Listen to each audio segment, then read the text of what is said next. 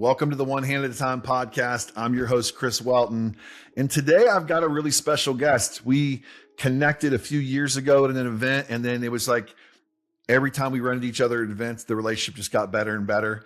We're both Midwest guys now since my relocating from Florida back to the Midwest. We just thought it'd be a great idea to get on here and have a conversation. So Josh, welcome to the show today. Man, excited to be with you, Chris. Every time we get to chop it up, something magical happens. Yeah, I agree. We've had some really good conversations. And I think the last conversation when we decided to do this, we were actually doing wall sits. Yeah, that's right, sitting next to each other. Yeah. Ben Newman, you going to anything? Ben Newman, he's going to make you work. Yeah, we're doing wall sits. And you're like, hey, we should do some podcasts. I'm like, I think it's a great idea. So love that.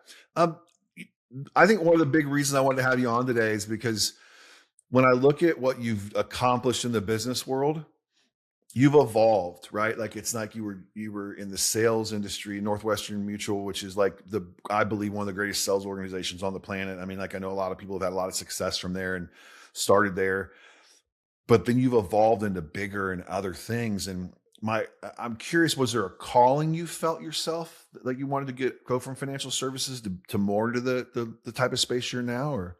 Yeah, I wish that was it. But in reality, what happened was I got terminated and they had to buy me out. Mm, And so this is a big story where, with your audience, I always tell people, like, it's not a matter of if you're going to go through trials and tribulations in life, it's a matter of when.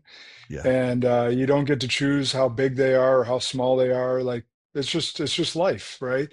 And so what happened with me is we're working through COVID.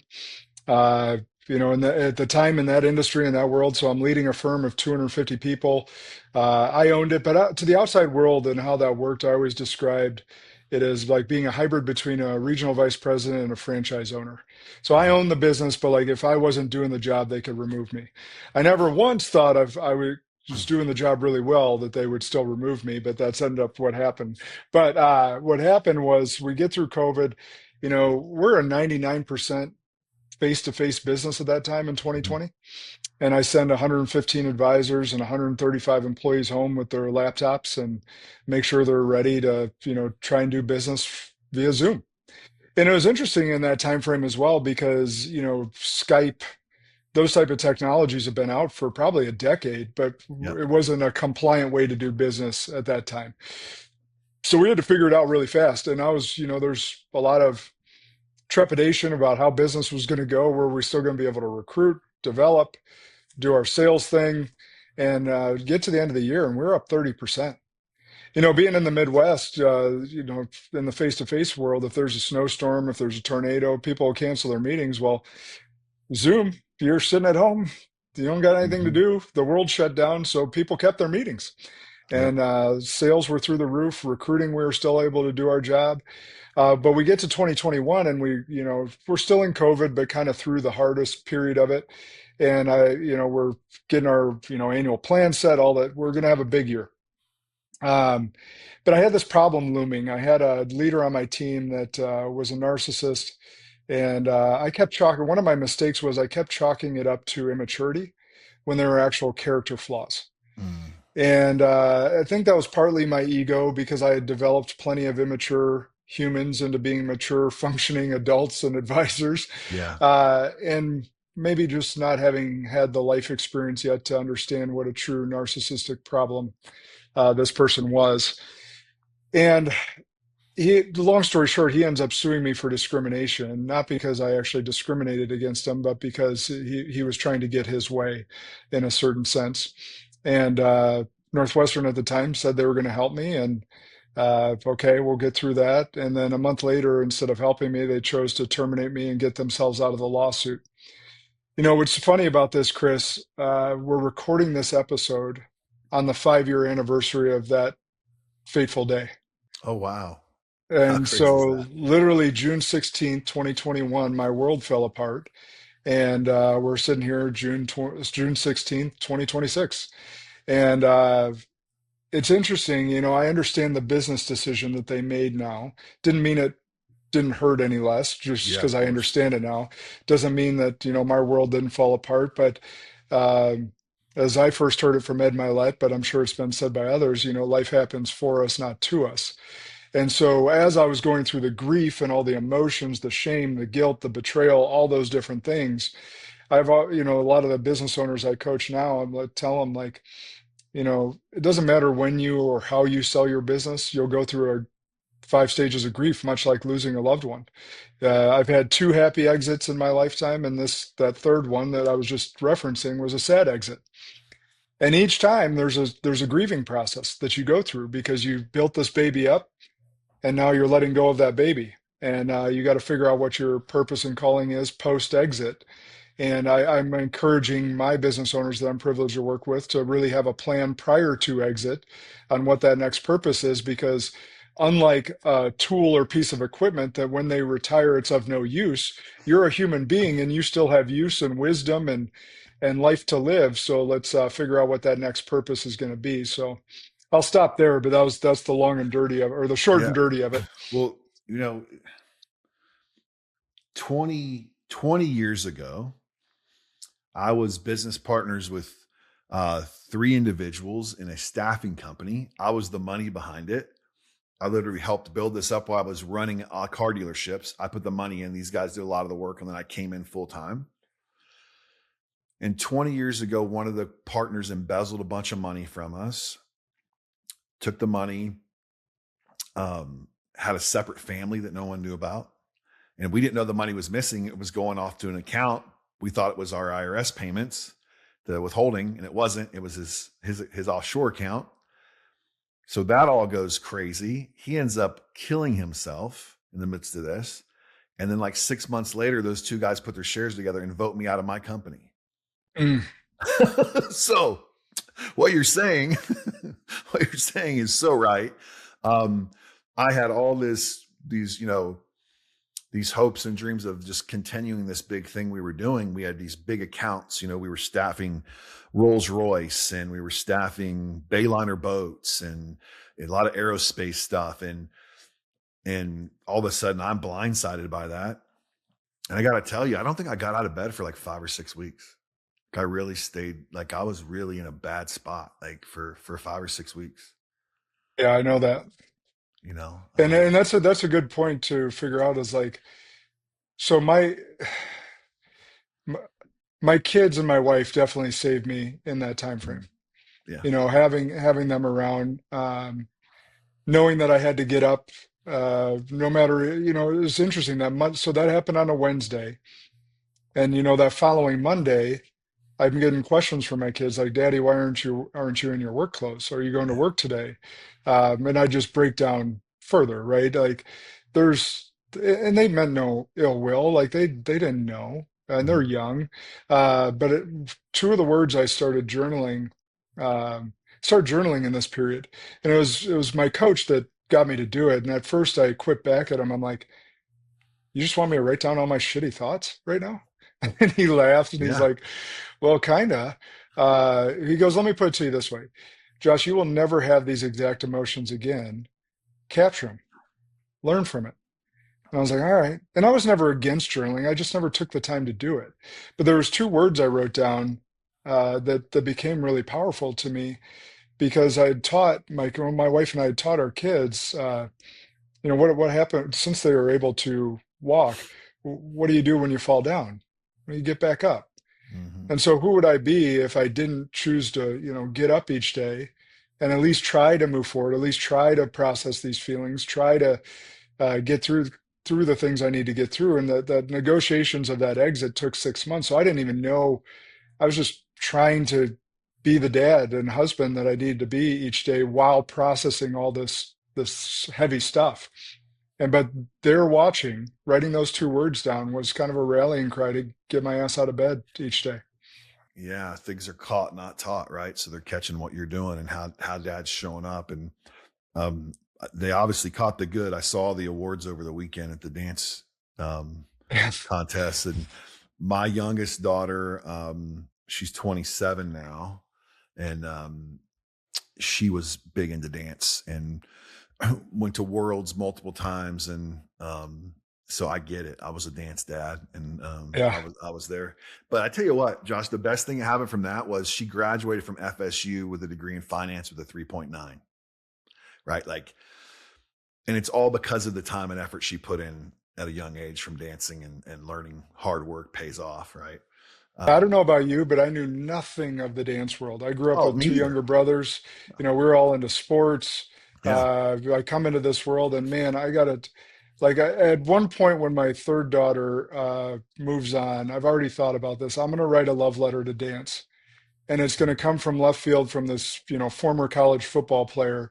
But what it's taught them in confidence and teamwork and camaraderie and discipline, uh, I couldn't be happier that my girls fell in love with dance. Yeah. I My My daughter did checkbook dance. hurts. My Oh, checkbook hurts a lot. brother. Yeah. But Yeah, you're not kidding there. My daughter was doing dance and cheer both. So we were doing both. Plus she was playing travel softball. So it was just like, yeah, I'm still trying to recover, and she's 27. You know what I mean? Um, but just the stuff they got out of it, right? Like just the lessons they learned, and the teamwork, but also just understanding what hard work does. So this happens. You separate from Northwestern. Is there anything that says you can't go out and open your own book of business, or take any of these clients with you, or like how does that work? so, non-competes don't really hold up in most states, but Mhm. non-solicits that you can have for about a year, and that's what we'd end up negotiating. But that was their biggest fear because my firm was very loyal to me, and they were writing letters to the CEO of the company, emails. I mean, they were pissed off, and because they knew that not just me like being loyal to the leader, but they also knew the person that caused this issue, and uh, you know they they didn't want that happening. But bottom line was, um, during those 6 months, I started having a lot of clarity and a lot of quiet time and prayer with God, and their biggest fear was me taking an offer with a different firm, and I had very big offers, equity, you know, $2 million on the table. I mean, lots. But every time I took a meeting, I had this weird feeling in my stomach, and I didn't understand it for a while because it was everything I knew, everything I built. I could go do exactly that again and rebuild it. But God was really telling me that I had accomplished everything in that world, and it was time to blaze a different trail. And that's where the calling that you referenced early on came from. Is I basically made a T chart, but not with numbers. I wrote on the left side, what did you love about that previous world, your role, how you operated in it, and on the right side, I wrote, what did you dislike or hate? And as I made those lists, I asked myself a really important question at the end of it. What if I could design a world where I only did the stuff that I loved and was great at doing, and eliminated, or at the very least mitigated, the stuff on the right side? And that's what led me to coaching entrepreneurs and really on the speaking stages and all that different stuff, having an impact on vision planning, strategic planning. That's how I got involved with EOS. Some of the things on developing people and helping them see visions bigger than they had previously seen for themselves, helping them want more and be more outside of their businesses and not just being married to the business. Like all those things were in my wheelhouse, stuff that I have demonstrated by example and that I could teach Yep. others through a repeatable system. So I'm like, all right, let's lean into that. But then I gave myself a $0 offer. Now, luckily, I had a big buyout, but I was starting from scratch and just Yeah. built it from there. So I bought this 80-acre farm, and this was in 2021. It was funny. I negotiated my deal that happened December 29th, closed on this property on December 30th. Like, and that was happenstance. That just happened to work out the day apart. Uh, but that's really where it was. I was like, let's get people together. Let's bring them out to nature. Let's build that community again when we were just coming out of this period of being segregated from each other. And that's what the new vision became, was creating space and community for people to actually get away from their real world for a brief period so they can work inward and go back to their real world as a better, more elevated human being. Are you going to do the same with the new property? Yeah. Yeah. Yeah, just on a bigger scale. So like right now, one of the things I told you, or told you I was selling the property, but on the other property, we're gonna this property only has a 4-bedroom house, and the township won't let me expand it. So sometimes when we have a group of 12 in, like some are at the hotel and some are here at the house. On the new property, we're building a 25,000 square foot space that'll have plenty of bedrooms, entertainment Mm. space, stuff of that nature, where we can host a larger group. Oh, nice. That'd be really nice. Um, you know, it's so funny that the stuff you're saying resonates with me so well, because when I left the mortgage space in 23 and started my coaching business, coaching and speaking business,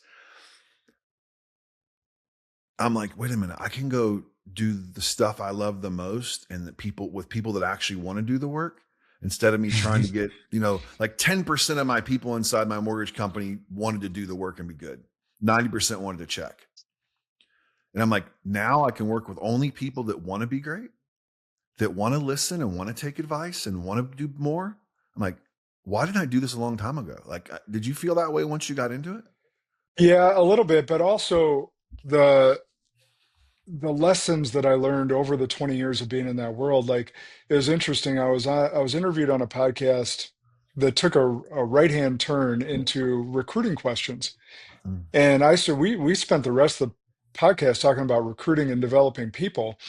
And it was an epiphany for me that I actually had a large amount of expertise in that. And that's something that I don't actually get to talk about often. And it was like, okay, well, I learned how to sell when I was a financial advisor. I learned how to build a business. I learned how to recruit and develop people as I became a leader. Then I learned how to become a culture builder with an organization of 250 people. I learned how to run great finances because it was a complicated world, much like the mortgage world, where we had 115 of my employees were 1099 employees because they were advisors running their own books of business. And then I had the employees. So they're a complex set of books. And I learned how to do that well. So all those learning lessons over the 20 years equipped me to be the resource that I am as a coach and to entrepreneurs in many other spaces. Yeah, for sure. I definitely equipped you. I mean, just going through 20 years of understanding what that is, starting from the sales process and then building a business. And then you realize how tough it is to manage people, right? As you're doing that.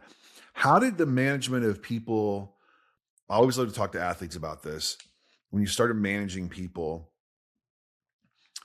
were there any lessons you learned from playing football that you brought forward into that type of leadership role?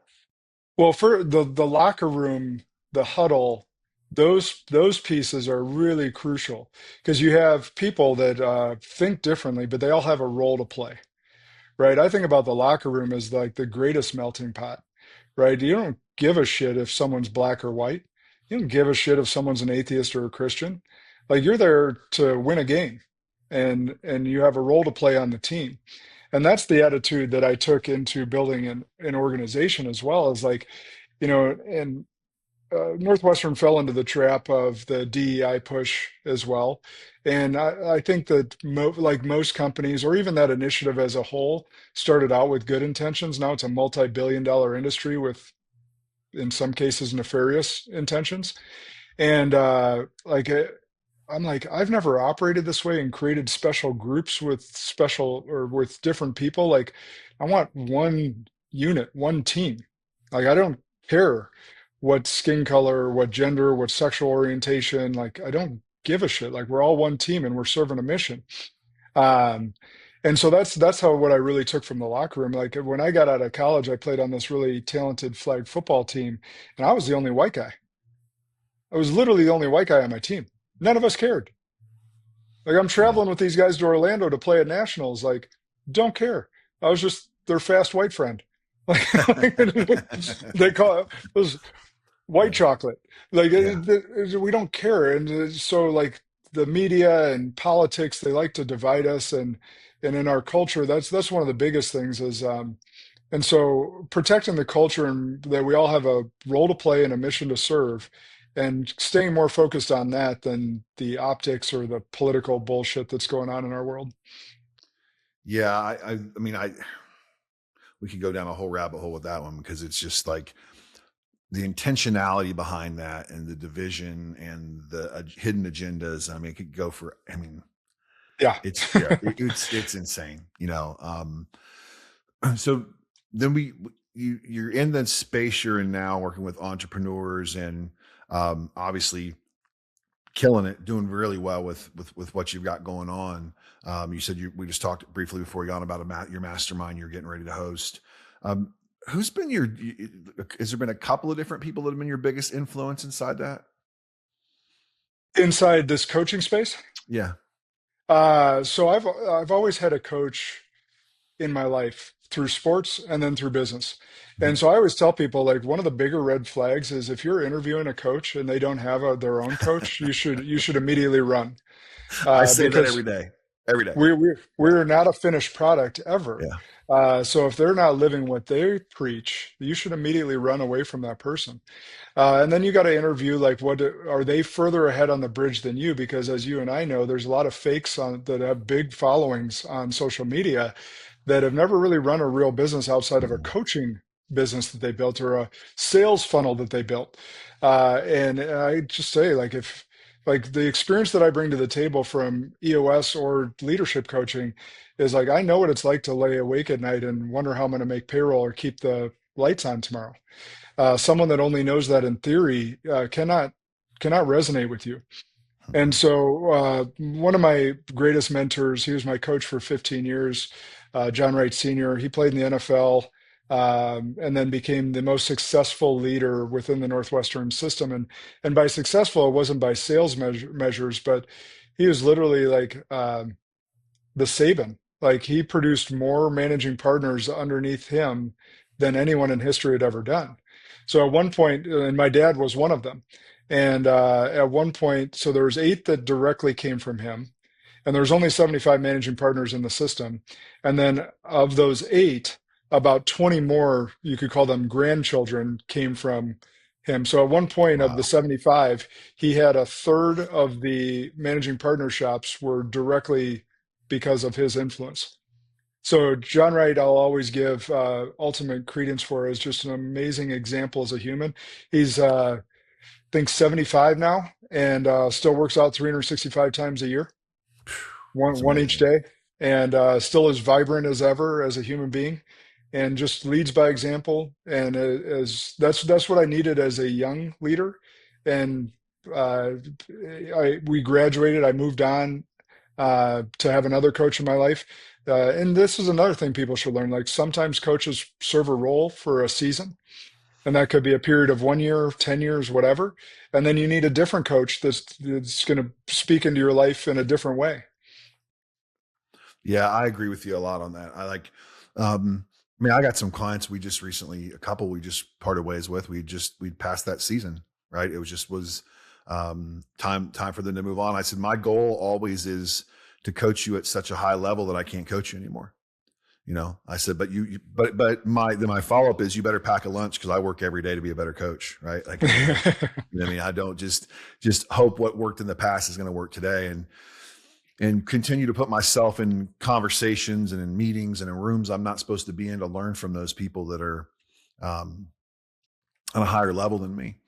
I was just at the Life Surge event on Saturday and saw John Maxwell and Ed Milet and Tim Tebow and Maxwell has become a mentor of mine and a friend from me sending him one Jordan a few years ago. Like I talked to Max and he was great. I got to introduce him to a couple of my friends at the event, and it was always good to see John. But it was really interesting being at a faith-based event like that, um, and and watching Ed, who I love, turn his message into a faith-based message. And I know Ed's a believer. I'm not saying anything like, but he can go non-faith based like real Yeah, quick. yeah. But it was really interesting to watch him deliver that. Um, when I look at our industry, maybe I'm a little too critical, but I feel like there's so many people. Like I made a comment the other day. I said if I see another free webinar to give you the blueprint, I feel like it's a that they're trying to get you on a timeshare call. Do you feel that way at all? Like, Yeah, so I'm actually on a mission to fix it right now, Chris. So what I've identified is I'm a better leader of leaders than coach, and I'm a very good coach. And I think if not all my clients. Most of them would say that. But my true vision is to be a leader of coaches. And so what I've noticed, and this particularly happened with my three exits, but also my father's exit was the most glaring one. So I was fortunate enough to be chosen by Northwestern to succeed my father and buy him out. So he had the most perfect exit ever. Fortune 100 company chooses his son, and there was a lot of trepidation because they didn't want a nepotism thing or anything. So they had that choice: buy him out, send him off into retirement. And so, by all standards and measures, he had the most perfect exit ever. Hmm. And he still went through depression for 2 years. Because that's why I started with, like, it doesn't matter if it's a happy exit or sad exit, you're giving up your baby, you're going to go through some stuff, and you need a purpose beyond that. My dad didn't do a great job of thinking about his purpose beyond it. He loved to hunt, he loves to travel, loves to drink bourbon. But you just can't do that enough. There was no extrinsic purpose beyond, enjoying retirement. So he battled for a couple years. So one of my bigger missions now, and what I'm building Kairos into, is helping people understand helping entrepreneurs understand what I understand about building these five bridges that I've created, that are mostly tailored towards outside their business. Because you and I, we work with successful people. Yes, there's some things we can teach them. EOS can teach them on the systems and processes. You and I can teach them on leadership or just helping them think differently. But they're already successful. What they're typically failing at is something outside the business, whether it's a Yeah. marriage, an addiction, their connection to God, or their physical health. So I've created these five bridges to help people really craft that. So what I'm turning that into is helping them understand that. And then those that have either the time or they're going to exit their business, I want to train them how to be coaches. Hmm. And so we're getting real entrepreneurs that have been through the fires to coach real entrepreneurs. And so that's the next evolution of Kairos for me, and why I'm switching over and to that newer space, where we can facilitate that. Because if you think about the old sense of retire, or how it used to be used, it's like, I have this farm here, it's a piece of farm equipment that you retire it. What that means is it's of no use anymore. Human beings, though, when you go to retire, does not mean that you're of no use anymore. And particularly these entrepreneurs, when you exit your business, whether that's at 40, 50, or 70, you still have a lot of wisdom to give, a lot of life to live, and yet in you, the purpose to live into. So my mission now is for those that have the passion and proclivity to give that wisdom back, is to teach them how to coach so that we can weed out some of these bullshit artists in our industry. Amen. I mean, look, as you're saying these things, and you're like, I know what mine is. Like, I know what I'm going to do when I'm done, and I'm already doing a little bit. I work with a local high school football team here, Carmel High School, and I'm their mental toughness and performance coach. Like, I work with the players some one-on-one, but a lot with the groups, and I'll do more of that. Like, I mean, that's what fills my bucket. You know what I mean? Like, working with these kids, and the kids that are in college now that graduated last year that are still DMing me for questions and advice while they're on campus at Oklahoma and Wake Forest and these other schools. And um, that's what will fill my bucket up when I'm all said and done sitting in this chair. And because I saw my dad retire. My dad retired when he was 67 and he passed away when he was 69. Like, he died 2 years later, right? I mean, just got the flu and died, right? I mean, he was a healthy guy. I'm like, but he didn't have anything going on, right? I Hmm. mean, he was just kind of, my dad was a hippie. He was just hanging out. He was probably smoking a bunch of weed, if I had to guess, up there in the mountains in Oregon where he was at. And he was just doing his thing. Um, but he didn't have that driving force all the time. You know what I mean? He was a computer engineer and a designer. And so he didn't have this next project due, or the next thing, or the next whatever that was. And you're 1,000% right. You got to have something else besides what's sitting in front of you. Well, you think about, you've probably experienced this. Many listening have probably experienced this, or at least heard of. Older couple that have been married for 50 years. One of them dies, and then the other one dies very quickly thereafter. Mhm. Their will to live left their body when their Yep. spouse died, right? Yep. So we got to have that purpose. And these entrepreneurs that are seasoned like this have so much wisdom to give back. Let's help them have that purpose, utilize that wisdom to help the next generation of entrepreneurs. And at the same time, hopefully weed out some of these bullshit artists that have kind of monopolized the social media webs. I could go for hours on that one, Josh, on the bullshit artist people. Um, I'm so tired of them. Yeah. Yeah. Well, Um, God gave me this vision. I'm like, all right, well, let's lean into it because I led some of the top advisors in the country. I found more joy in doing that than producing myself. I can do this in the coaching space and really serve a kind of a multifaceted purpose for myself. so what's that look like? I mean, where are we at on that and what's So next with it? yeah, we spent 3 years putting this together, and it was really the Five Bridges framework that was kind of the thesis of my book. And we actually started, so it was my top advisor who I recruited back in 2010.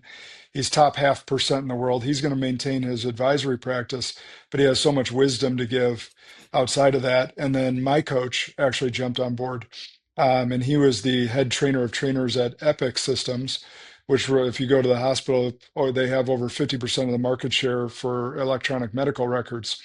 Um, and then he built his own business inside the financial advisory world where they were training advisors. Like we piloted it out of my office and then we went nationwide with it. And then they sold that business. So we started with the premise to redo that in the new age. And then as we started working on it 3 years ago, we're like, oh, this is way bigger than that.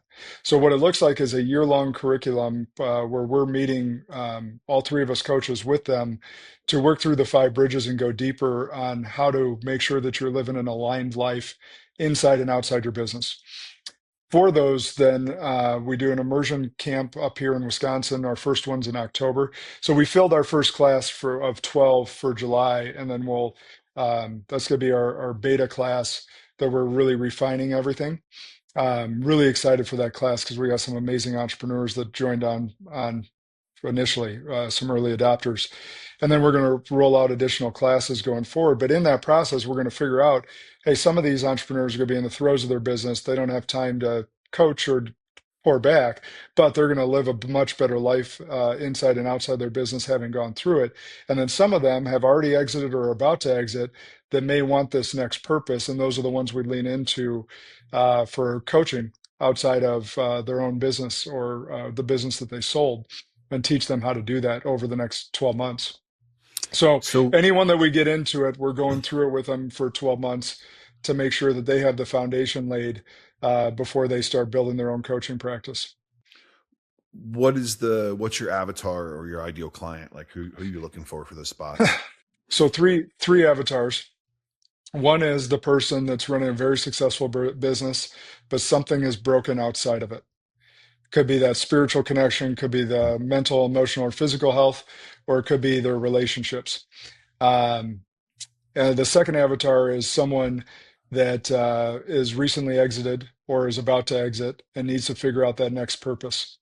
And then the third avatar is someone that from the outside looking in has it all together, both inside and outside their business. Now, the secret that I know you know about this person, but many listening may not know, is that's the person that needs it the most. Oh yeah. They think they have it all together, and the outside world thinks they have it all together. And if that's the case, something is broken that we're not being honest about. Yeah, we have to ask some tough questions to see what those answers are going to be, right? Yep. Um, one of the things I've adopted in my practice is I've really upped the bar on who I do one-on-one coaching with. We've raised it just because we've evolved as a company. I mean, like just on who we work well with. And I told someone the other day, I said, I'm not the guy that's really going to take you from 10 to 20 million in production in the mortgage space. But if you're doing 70 million, I'll help you get to 100 and above. But I'm going to teach you how to keep more of the money you're making at 70 million, right? And keep more of your life and do those other things. We used to be the let me get you from 0 to 20 million company. And what happened is the turnover seemed to be so like it was like a revolving door almost, right? Like they really couldn't. The financial aspect of coaching was the last thing on their mind. If they had a bad month, that's the first thing they didn't want to pay. And I'm like, okay, this isn't my avatar. So I just kept going up, and who am I having the most success with? And right now, the people I'm having the most success with are several of the top 1% mortgage advisors in the country. And I coach some people outside of that space too. Like I coach a CEO of a building supply company. I coach a big land developer. But they're all very successful people, and they were before we met, Hmm. right? It wasn't like Chris Welton was the magic sauce, but now I'm teaching them how to live the way they want to live their life and do things differently and have some more clarity, have a trusted advisor that has no emotional attachment to their money, which is what a lot of those guys have problems with, right? Like they really struggle with that, trying to find someone who will be honest with them Yeah. and not worry about the financial aspects. Well, to your point there, Carl, my business partner, who is still going to maintain his financial practice, he only works with entrepreneurs. Mhm. You know how many stories he could come on here and tell us of people that have clients of his that have exited their business for 8 figures, 9 figures, and within 2 years are back working because they blew it all. Yeah. Because if you don't have a healthy relationship with money, Mm-mm. regardless of your success level, if you make 100,000, you make 10 million, you're going to mess it up. Oh And yeah. that's what great financial advisors do is it's not just the plans they put in place or the tools they put in place. It's getting you to have a healthier relationship with money and helping you prevent mistakes that are going to be fatal. It's breaking the cycles that your parents put in you. It's like, my Parents and mother, society. yeah, my mother was a heroin addict, right? So my relationship with money at a young age was make a bunch and spend it. I made my first million at 27 years old, right? And I thought I should have when I made my first million, I was like, well, I need a house to be on MTV Cribs, right? That's what I should be doing, right? And have 5 cars and a bunch of Rolex. Well, that's how I lived my life. And then I woke up one morning and it was all gone. Right. I'm like, okay, which watch am I selling to make my mortgage payment? Right. I mean, and I didn't have any relationship with money except just spend it as I'll go make more. Right. And learned that lesson in my 20s. But it's so good for people to have that trusted advisor, especially as they keep evolving, especially if they have a ton. I mean, if they're selling a business and they got that much money and they don't have somebody they can trust in their corner that's in it for them, it can disappear really fast. Yep. And that's why financial advisors, I don't think, will ever be subject to the AI revolution because the majority of the work we do is helping you make unemotional decisions Mhm. with your money. Because, like you said before, when it's your money, it's emotional. So, like, even though I know everything, I've taken more tests than you can even imagine on financial advising, supervision, compliance. I know what to do with the money. But when it's my money, it's emotional. So, I have a financial advisor and I pay for a financial advisor, even though I know all the Yep. stuff. Yeah. I mean, I just saw my financial advisor the other day. We helped my mother-in-law buy a house, so I had to get some cash out to help with that process. But um, I mean, I trust him. He looks at things for me. We have conversations, right? But I don't. I have to have someone else managing those things. I don't look at it day to day. You know what I mean? Yeah. Like I got the high risk stuff over here that's for retirement. I'm not retiring anytime soon. And I've got some moderate risk and some other stuff. I have a farm too, but I inherited a farm about 8,000 acres in Kansas, and that's been an interesting. I'm not a farmer, but I mean I am now, but I was not then. Yeah. So that's been interesting.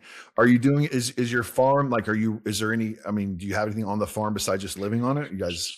We don't actually even live on it. We kept our house on the golf course, and Okay. I can't get 4 kids to clean up for any event that I'm going to host out here. So, but yeah, anyone that visits out here, Chris goes, "How the hell don't you guys live here?"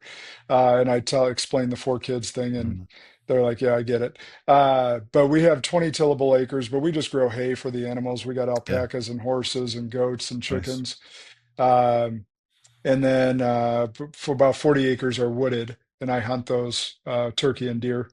Oh, nice. But yeah, so it's a nice mixed piece of property, and so will the new piece of property has an upper and lower land woods. He built a vineyard out there, doing 2,000 bottles of wine now a year, and Oh, wow. yeah, That's a lot of yeah, wine. yeah, That's a lot. Yeah. That's a significant amount of grapes for yep. 2,000 bottles. I mean, that's I mean, that's a full meal. That's a lot of work. Um, Well, look, so I'm excited to see what happens with that next space. Um, we need more people like you in it, right? We need more people like you teaching it and bringing it on. What I like about you, Josh, is that when you talked about these things, you're selling. People are going to do business with you because they want to learn and get better. There's no flash here. Like you're not trying to sell them. There's too many coaches I believe that are saying, "Hey, come do this with me, and we're going to go this big flashy whatever." Right? And I'm just like, if you and I want to go on a flashy vacation, we'll just go. Right? Like, Yeah. yeah. So I take my I'm kids more. on those.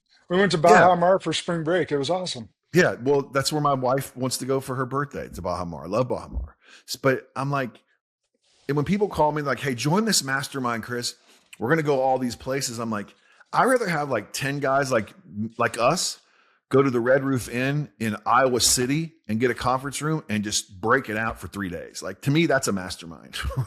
Yeah. Right? Like, I mean, I'm just not a fancy flash, um, guy like that. I just want to break it down and be in the rooms with the right people, right? So Yeah. we know who your avatar is, the 3 avatars. Your first group, the 12, is sold out. That's great. How often are you going to be doing the groups of 12? So we're currently figuring that out because we really want to make this right. And that's the thing is we're not selling it out a bunch. Like we probably could have sold 50 spots, but we're like, no, we want 12 of the right people in the room. Just Yeah. like you were saying with the Red Roof Inn. Like, well, I want 12 of the right people in the room. And because the price point we put it at was a stupid low number. Uh, and reason being is I always believe in giving special treatment to early adopters. Mhm. And secondly, we wanted to make sure that before we go to market with anything that's a significant number, that we got it right. Yeah. So the vision 10 years from now is to run 150 of these cohorts a year. So I'm going to need people with land across the country because we won't be able to do it all here in Madison, and 300 coaches underneath us, really that embody the values, that are doing the right thing, that have been through the trials by fire, and not these bullshit artists. So we're going to continue to scale it. I think in 3 years, I have the target set at 50 cohorts going through, and we're going to utilize our coaches that we develop, because knowing Carl and Jason and I won't be able to do all 50, we're going to need other coaches on board that are equipped to run these as well. So that's how we see it scaling, is to be able to get really high quality people that believe what we believe, doing the work. Because what I truly believe is entrepreneurs are the fabric of our communities. They're not the Yeah. big corporations. We're the ones sponsoring the little league teams. We're the ones going to charity events and putting money back into our communities. And so we need healthy entrepreneurs doing it the right way, and being able to take our hard-earned wisdom and help them not have to go through some of the pains we've gone through. Yeah, I agree. I tell my clients all the time, I'm going to teach you some things where I made some really big mistakes, right? I'm going to protect you from that. And that's one of the things I do for my group of VIP clients is when they hire key people in the organization, I interview them for them. Like, let me interview them because selfishly, I do that so it makes my job easier. They don't hire the wrong person. And then I Yeah. have to coach around that. But also because I hired a lot of the wrong people over the years, right? I mean, like, so I look at the wrong things. So what's the best way for people to connect with you, Josh, if they want to know more about this? Well, first I would say that if they're interested in the story at all and how it all unfolded, the book I wrote came out in September called The Kairos Code. Hit bestseller and number one bestseller in 12 different categories, which is Mhm. super humbling because I never thought or even dreamt I'd be an author. But that's one way. JoshKosnick.com is the main website. I've never met another Josh Kosnick, so my SEO is really good. For all social media handles at Josh Kosnick, and just reach out. Like if there's any place where and like Chris mentioned this earlier, like we're not the fit for everyone. Mhm. You may not be a fit for me, I may not be a fit for you, but we both have a great network. And so I always do a discovery call to see if we're the right. Yeah. Well, I want a mutual fit process as far as coaching is concerned, as far as these other masterminds or cohorts we're doing. We want the right people in the room, and I'm very blunt and will tell you if you're not the right fit, and I kind of expect the same from you. If I'm not the right fit, I'm not going to take offense to that. Mm-mm. Not at all. No, I love that. Yeah, I'm big on the deep dive process myself too. I mean, just let's make sure we have the right matches there. And I'll make sure there's a link in the show notes to buy your book. Amazon a good spot, Josh? Is that where you want me to get it Yeah, from? Amazon, Barnes and Noble, all the places. Okay. Easy enough. And it's going to be on Audible in the next 30 days. We're just waiting for Amazon to give us our pre-launch date. But because I told so many personal stories in it, I had to read it myself. I wasn't Mhm. going to hire someone to read it. Yeah. So it just took us a few months to get that done, and it should be up in the next 30 days on Audible. Awesome, man. Well, thank you so much, Josh, for coming on, man. I'm looking forward to getting this out to our listeners, and I can't wait to see what you do next, brother. I appreciate you having me.